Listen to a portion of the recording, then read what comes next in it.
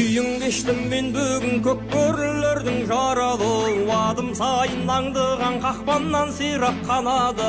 Арландарым атылып бөртелер кез даудаланы, айналамның барлығы шибөрі болып барады. Ерсіздіктің күшігі қойдай боп жөннен қарқылды, бөрі басар дегендер сырғалы болып құртылды. Өлтірігім сақ болшы, заман келсе де мың түрлі, сыпырған мен терімді сыпырмас ешкім рухымды.